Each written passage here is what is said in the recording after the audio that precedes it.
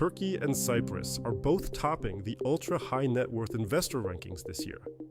Dubai has launched a flexible rental program that gives tenants the right to pay monthly instead of one upfront check for the whole year. And Sao Paulo's luxury real estate has been growing at 22% a year for 3 years straight. Here's your Global Real Estate Digest. Welcome to Victor Sadegov Estate.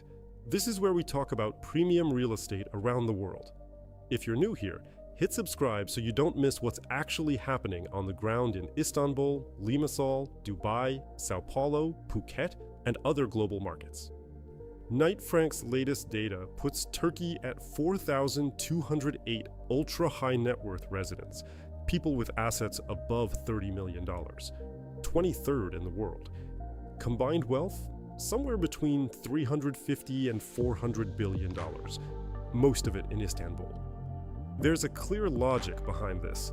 Turkey has been building the conditions that attract wealthy people and keep them here. New residents, those who haven't lived in the country for the past 3 years, are fully exempt from taxes on foreign-sourced income for 20 years. International business, dividends, royalties, none of it subject to Turkish tax. 2 decades. On top of that, residency and citizenship paths are getting simpler. Istanbul is no longer a niche choice for private capital.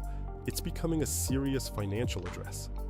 Cyprus has just topped the European Wealth Mobility Index. More millionaires are choosing the island for relocation than anywhere else in Europe.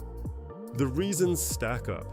Buying property here gives you EU residency, one of the most direct and accessible routes into European resident status that actually still works. Prices on the island were 11% below the EU average in 2025, according to Eurostat.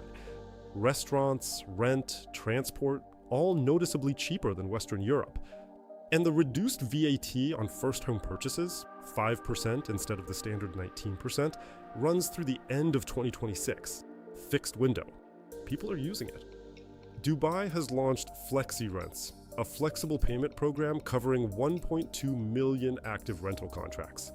12 major real estate companies are already in the first phase. Tenants can now switch to monthly payments instead of the traditional upfront annual check, negotiate a grace period, or lock in their rate with no increase. This is part of a broader pattern.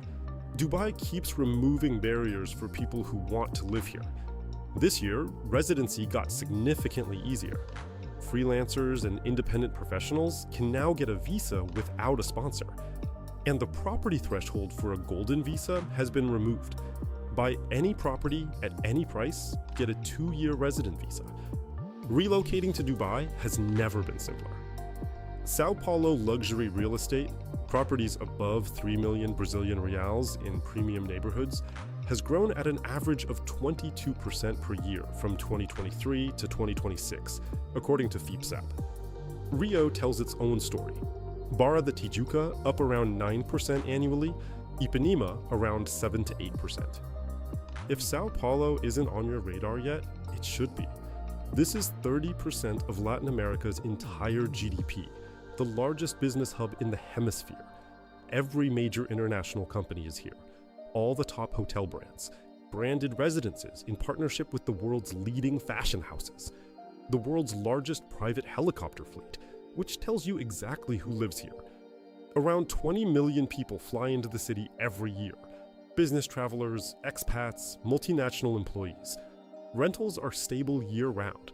No high season, no low season. The market is growing among the fastest in the world, and the demand is structural.